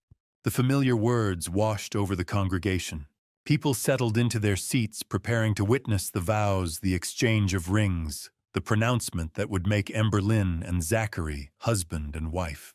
I watched Zachary's profile, the way he looked at Emberlyn, the way he held her hand, the way he smiled when she smiled.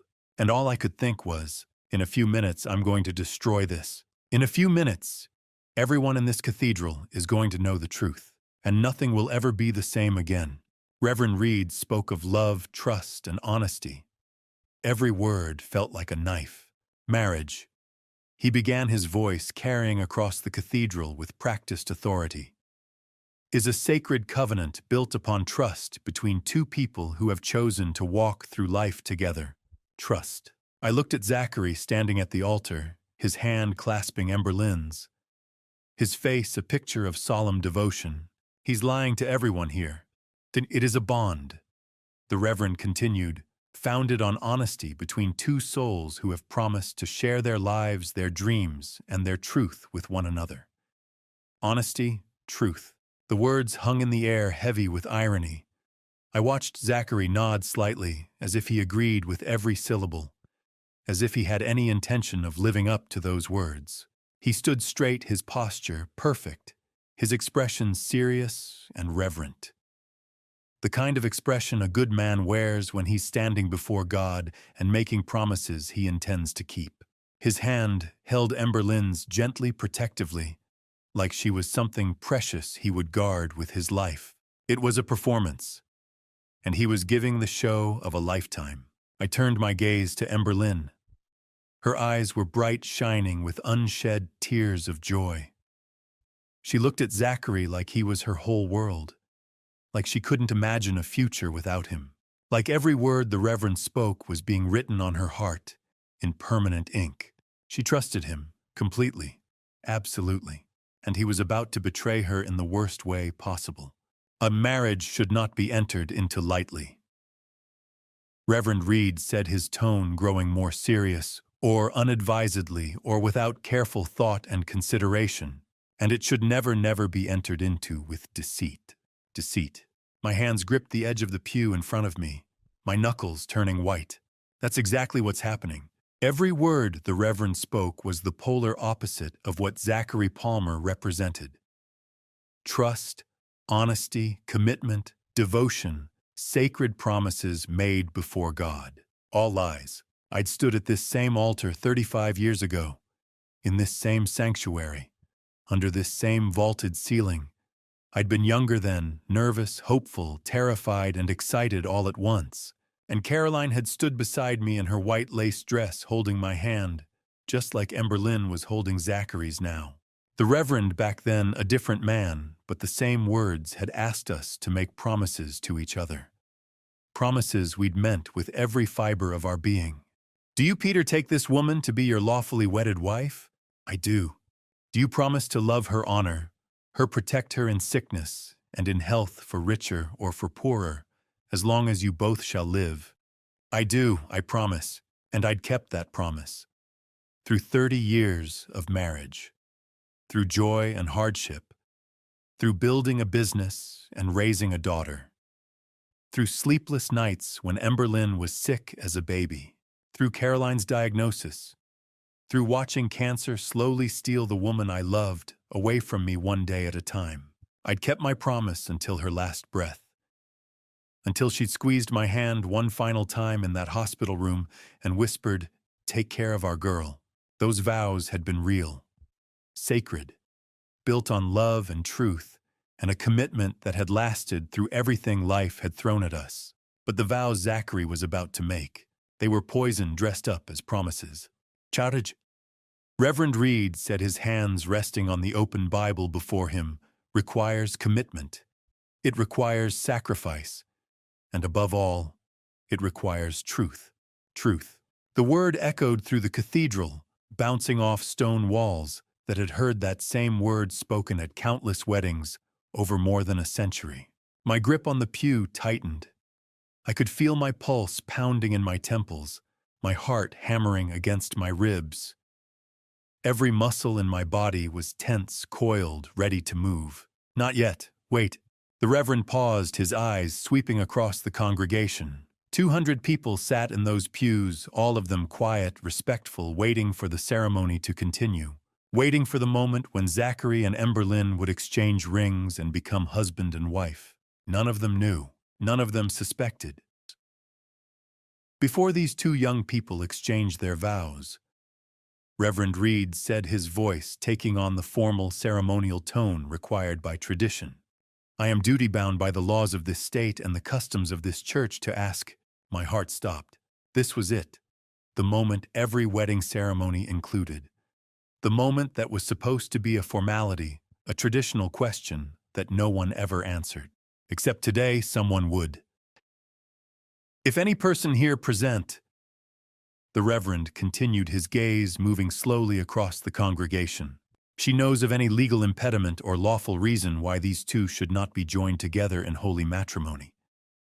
The silence that followed was thick, heavy, oppressive. I could feel 200 pairs of eyes focused on the altar. 200 people holding their breath, waiting for the question to pass unanswered, as it always did. I felt the weight of Caroline's promise pressing down on me. Protect our girl, even when she doesn't understand. Especially when she doesn't understand. Let them speak now. My hands gripped the pew so tightly I thought the wood might crack. My legs tensed, preparing to stand, preparing to do what I'd come here to do. This was the moment. The final opportunity to stop this wedding before it became legal and binding. The last chance to save Emberlyn from a man who planned to use her, betray her, and destroy everything we'd built as a family. The last chance to protect my daughter, even if it meant she'd hate me for it. Reverend Reed's final words hung in the air like a challenge. "Or forever hold your peace." I stood. The wooden pew creaked beneath me, the sound echoing through the cathedral like a gunshot in the silence. 1 second, 2 seconds, 3 seconds. Every eye in the sanctuary turned toward me. 200 faces, 200 expressions shifting from peaceful anticipation to confusion to shock. I opened my mouth and spoke the words that would change everything. "I object."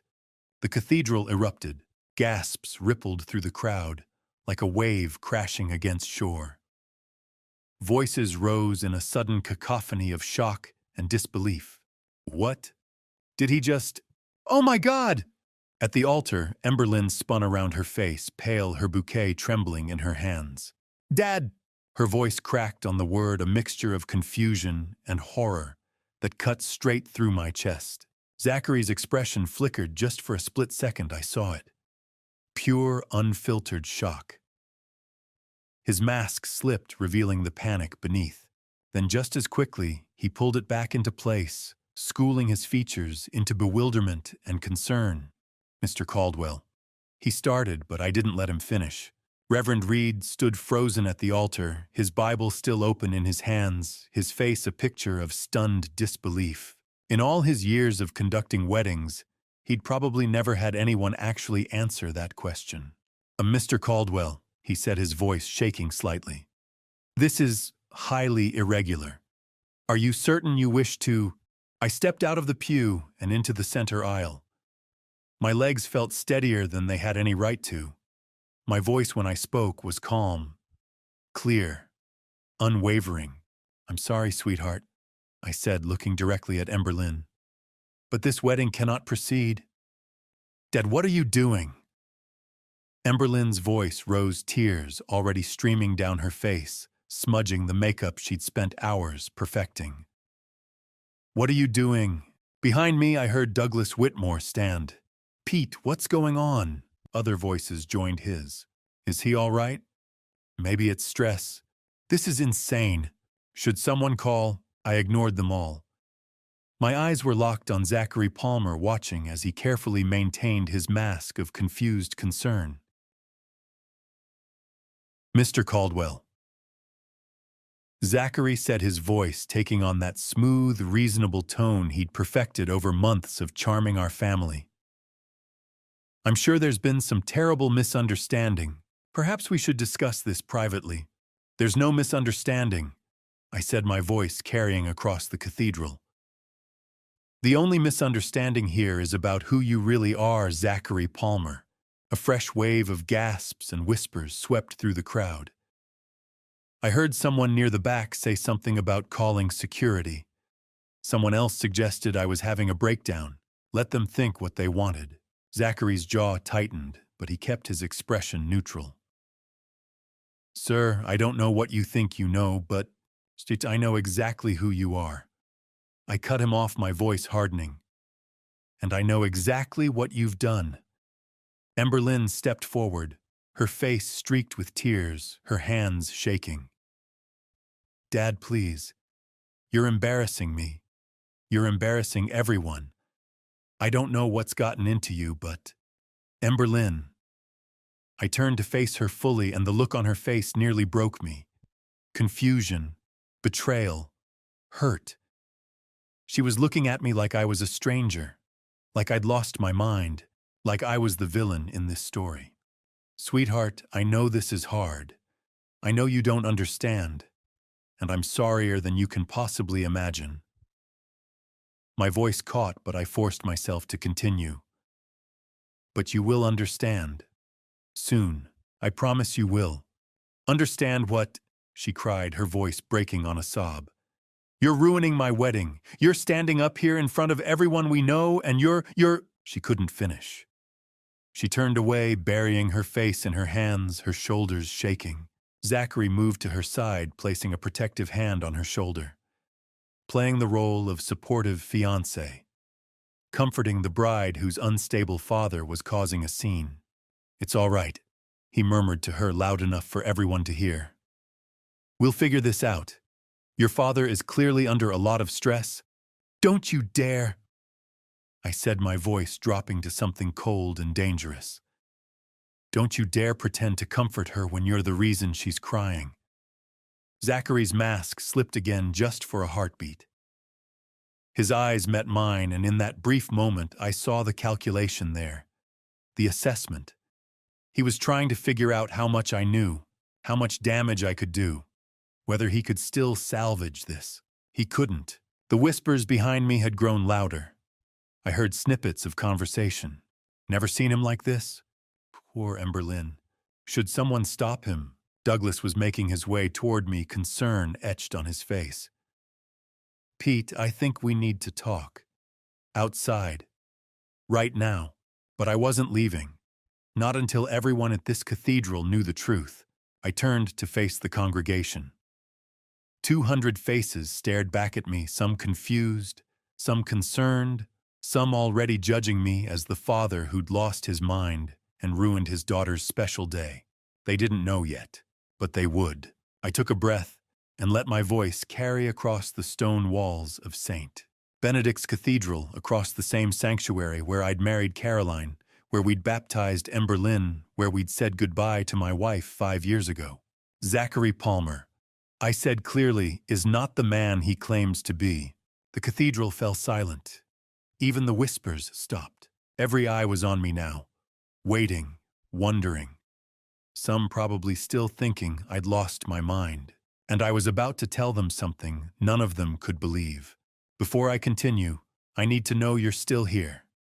Comment below with one word, hero, if you think I'm doing the right thing, or villain if you think I'm destroying my daughter's life. Because what happens next will define me forever. And a quick note, some of what follows has been dramatized for storytelling. If fictionalized elements aren't your preference, feel free to exit now, no judgment.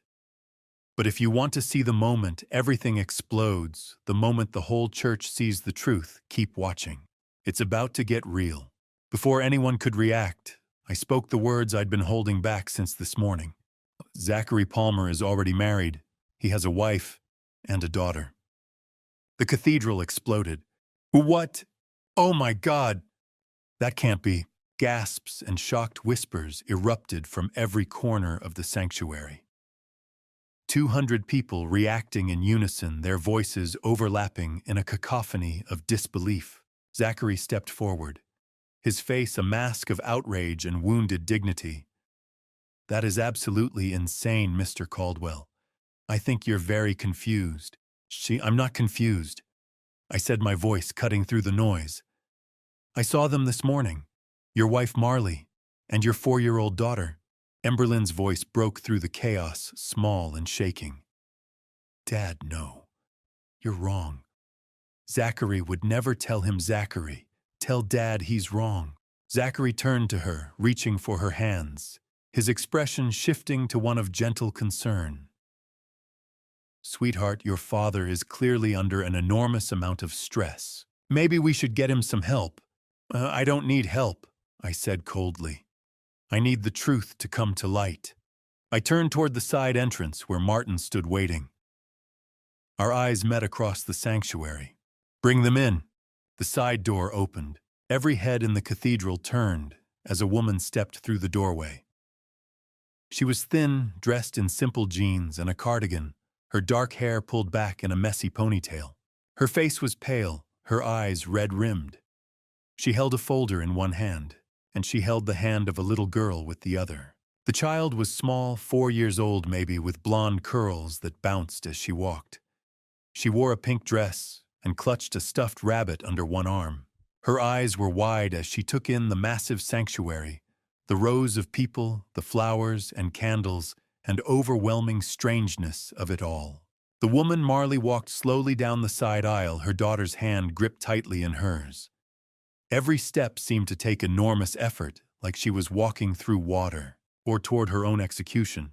The cathedral had fallen completely silent. 200 people watched them approach, confusion written on every face. The little girl looked around nervously, intimidated by the crowd, by the tall stone walls, by the way everyone was staring at her and her mother. Then she saw him, Zachary, standing at the altar in his perfect black tuxedo, looking like a prince from a fairy tale. Her face lit up like the sun breaking through clouds. "Daddy." The word rang out across the cathedral, echoing off the vaulted ceiling, bouncing off stone walls, hitting every ear in the sanctuary with the force of a physical blow. The collective gasp that followed was like a wave crashing. The little girl let go of her mother's hand and ran her small feet pattering across the stone floor, her curls bouncing, her stuffed rabbit trailing behind her. "Daddy, Daddy." She was running straight toward the altar, toward Zachary. I watched it happen as if in slow motion. Watched Zachary's face drain of all color. Watched his careful mask shatter completely.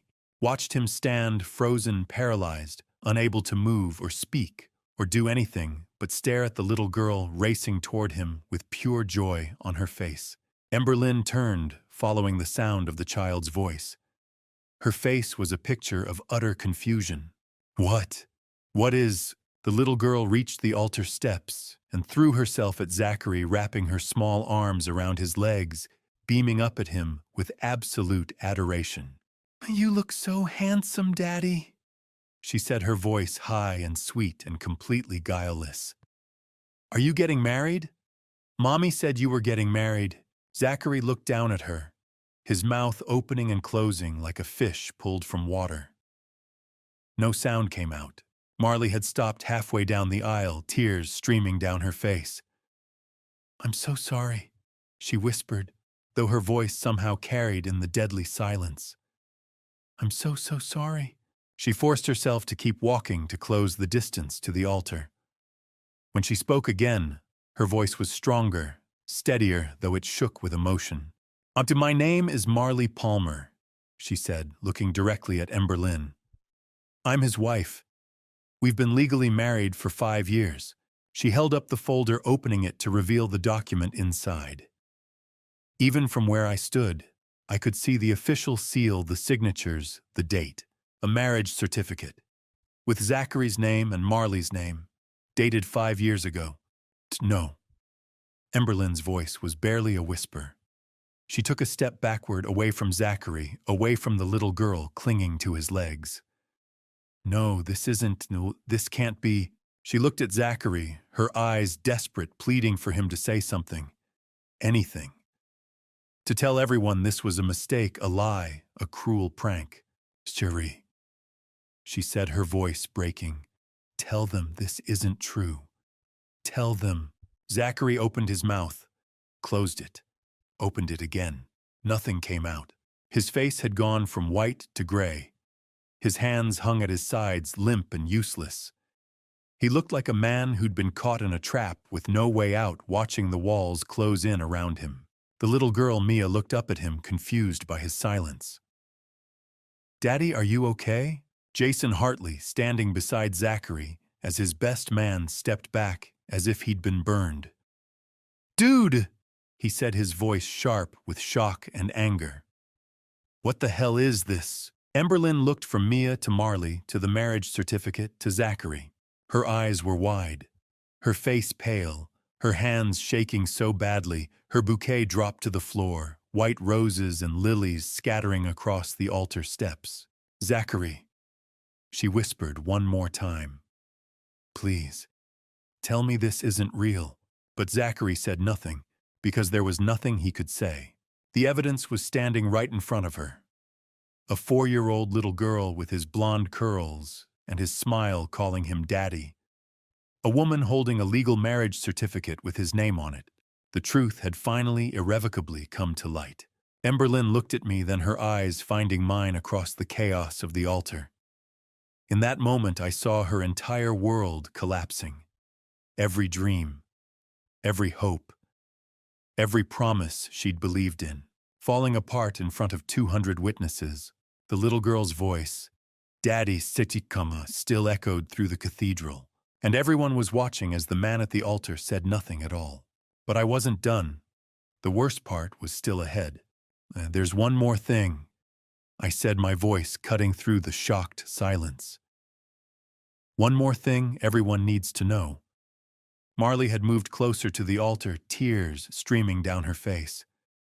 She looked at Emberlyn with an expression of pure misery. "He forced me into this," she said, her voice shaking. "We owe money to dangerous people. He said it was the only way to save our daughter. I didn't want to. I tried to warn you." Emberlyn's face was a mask of shock and betrayal. She looked at Marley, at the marriage certificate still visible in the folder, at little Mia still clinging to Zachary's legs. "So this was all about money." Her voice was hollow. "You were planning to steal from my family." Marley nodded, shame washing over her features. "I'm so sorry." Zachary seemed to realize he needed to regain control of the situation. His face shifted, taking on an expression of desperate sincerity. Okay, yes, I should have been honest from the beginning. He looked at Emberlyn, his voice softening. But I love you, Emberlyn. The money that was just to solve a problem, and then we could have had a real life together. Just you and me. That's a lie, I said coldly. And it's not even the worst lie. Zachary's eyes snapped to me, a flash of warning in them. Mr. Caldwell, I think you've said enough. I haven't said enough, not even close. I pulled out my phone, holding it up, so the guests in the front rows could see the screen. I swiped to the screenshots Martin had shown me this morning, the evidence I'd photographed and sent to the police. This morning, I said, my voice carrying across the stunned cathedral. I discovered something that even Marley didn't know about. I passed the phone to Douglas Whitmore, who was standing in the front pew, his face pale with shock. He looked at the screen, his eyes widening. He passed it to the person next to him, then another. The images began circulating through the front rows, gasps and murmurs following in their wake. Those are emails, I said. Encrypted messages, bank transfers, all from Zachary's laptop.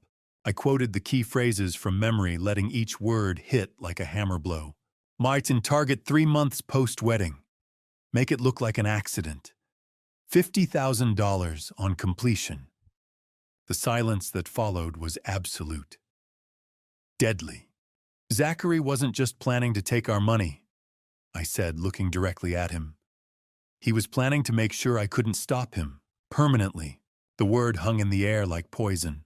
He'd already paid someone a deposit, $10,000. The timeline was set, 3 months after the wedding. I turned back to the congregation, many of whom were now staring at their neighbors' phones, looking at the screenshots being passed around. That phone call you got this morning, Zachary, in the car, I heard it. Your contact was confirming the plan. Everything is on track. 3 months, not 1 day sooner. Those were your words. Douglas stood, his face ashen. Pete, are you saying he was planning to... He couldn't finish the sentence, couldn't say the word. Yes, I said. That's exactly what I'm saying. Emberlyn's hand flew to her mouth. She stumbled backward, nearly falling. One of the bridesmaids caught her arm, steadying her. Oh my God, Emberlyn whispered. Oh my God. Dad, he was going to... She looked at me and I saw the moment it all clicked into place. The rushed engagement, the quick wedding, the way Zachary had asked so many questions about my schedule, my routines, my habits. He'd been planning it from the start. You have no proof.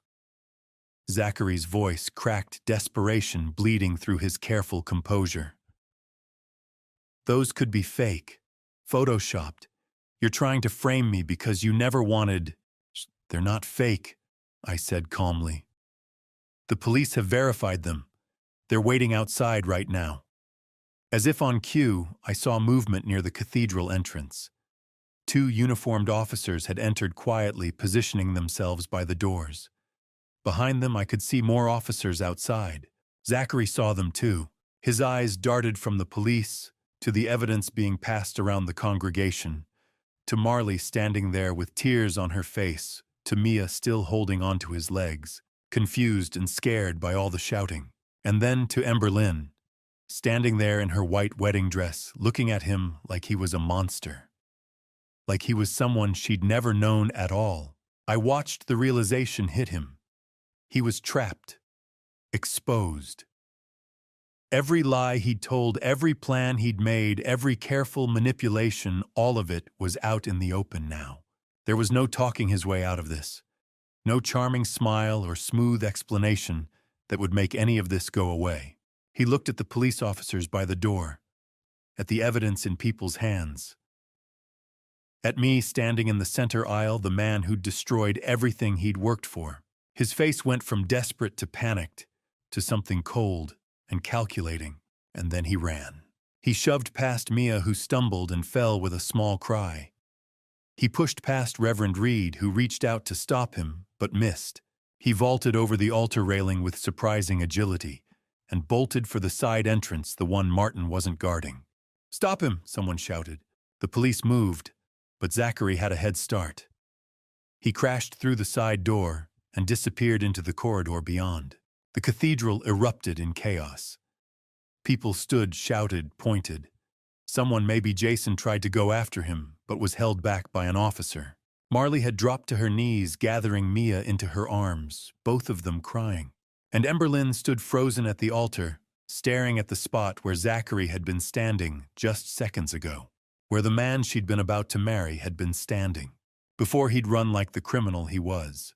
He didn't make it to the door.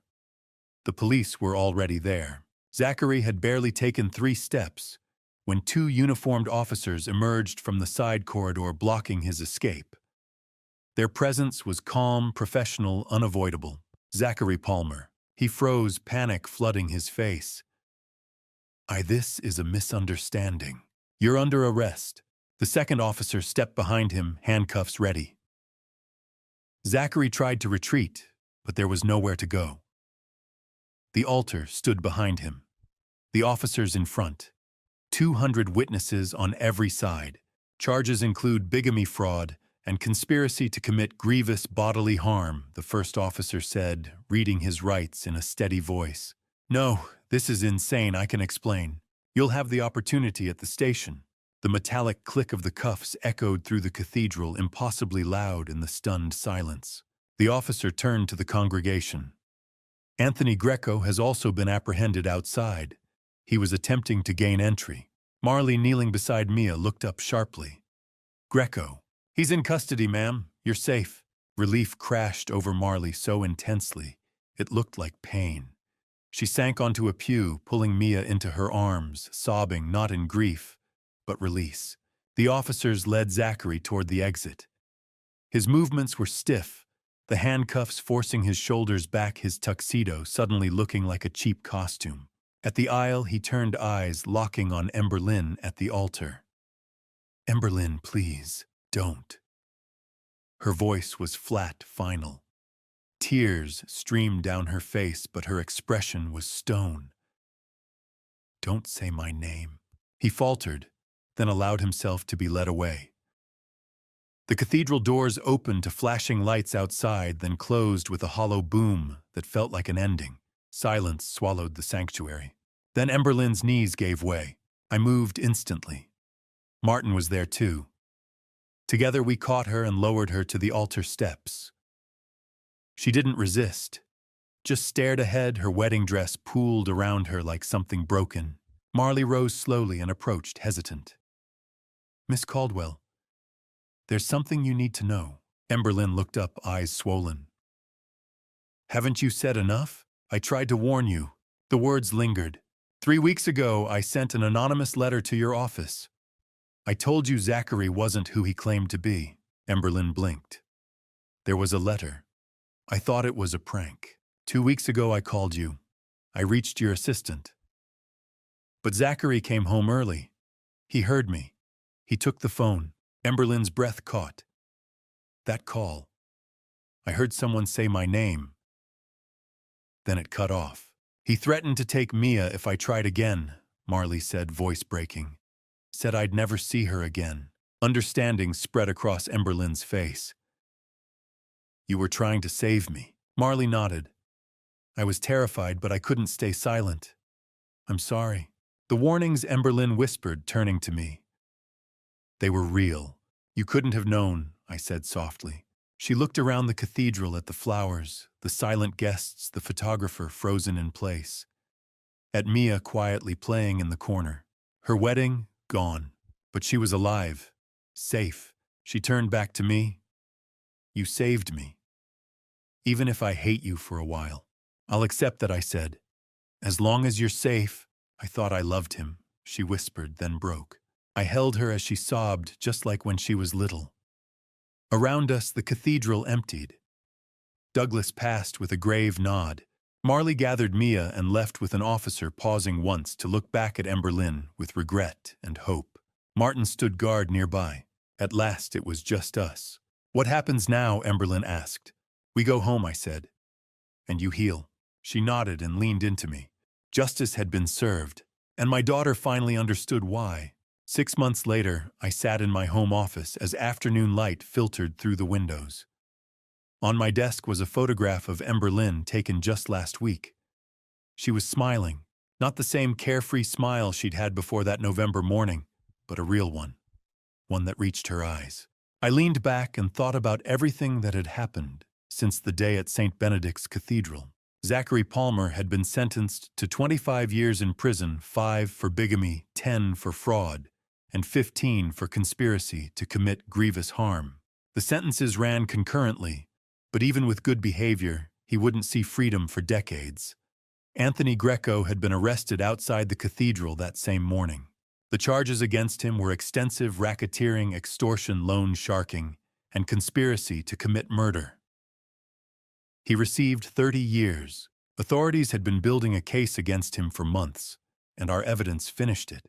Marley Palmer was granted immunity on most charges in exchange for her testimony. She received probation and a suspended sentence. The judge acknowledged she'd been coerced by threats against her daughter. She had tried to warn Ember Lynn. She'd done what she could. I paid off Mia's medical debt, all $95,000. I helped Marley relocate outside the city and set up a trust fund for Mia's education and health care. Caroline would have done the same. That little girl was innocent. Marley cried when I told her. She'd expected judgment, not mercy. The first month after the wedding was the hardest. Ember Lynn barely spoke to me. She was angry at Zachary, at the world, and at me for destroying her wedding day. She couldn't understand why I hadn't told her privately. I let her be angry. By the second month, she began therapy with a trauma specialist. Slowly, she processed the truth. By the third month, she understood why I'd done what I did. If I'd warned her quietly, she might not have believed me. Now, 6 months later, she was stronger, wiser, not broken. There was a knock on my door. "Come in," I said. Ember Lynn stepped inside, wearing jeans and a sweater, her hair in a ponytail. She looked healthy. She looked like herself. "Hey, Dad, I'm always happy to see you. How was your day?" She sat across from me. "I met Marley and Mia for coffee." I was surprised. "You did?" "Yeah. Mia's doing really well. She still talks about the pretty church sometimes. Marley started a new job. She's trying." We sat quietly for a moment. "I need to say something," Ember Lynn said. "Okay. Thank you for saving me. Even though I hated you at first, you had every right to.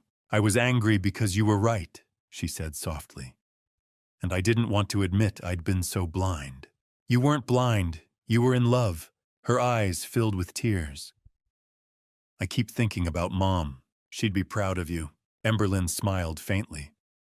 "I'm learning how to trust again. Slowly. Take all the time you need. I'm thinking about going back to school," she said. "Psychology. To help people like me. You'd be wonderful at that." We talked a little longer about the future. Then Martin appeared at the door. "Oh, I didn't realize Miss Ember Lynn was here." Ember Lynn hugged him. "Thank you." After she left, I looked at Caroline's photograph on the shelf. "We did it," I whispered. "She's going to be okay." Outside, city lights began to glow. Life wasn't perfect, but it was honest, and that was enough. And to you listening to this family story, remember, this God gives us instincts for a reason. When I first felt something was wrong with Zachary, I believe God was whispering to my heart. I ignored it because I wanted Ember Lynn to be happy. But God doesn't whisper warnings so we can ignore them. He whispers so we can protect the ones we love. Trust those instincts. They might just save a life. Looking back on this family story, I see my mistakes clearly. I waited too long. I let fear of hurting my daughter stop me from protecting her. Don't be like me. Don't wait until the wedding day to act. If you see red flags, address them early.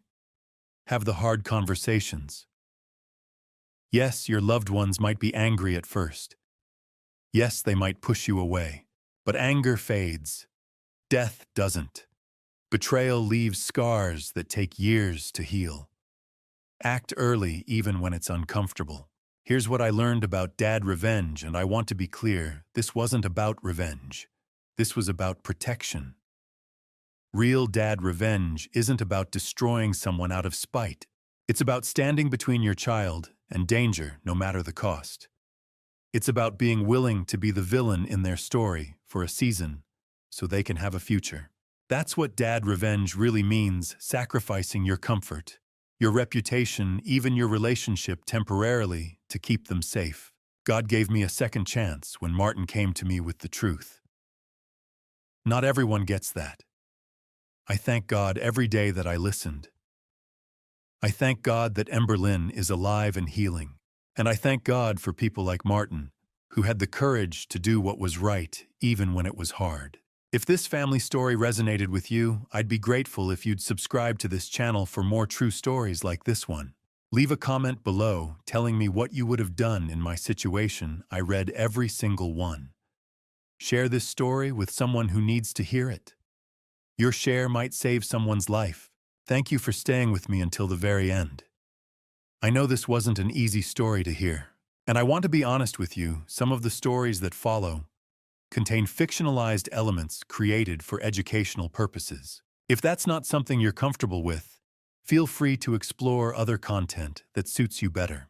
But if you're willing to learn from real experiences, even painful ones, I'll be here sharing what I've learned.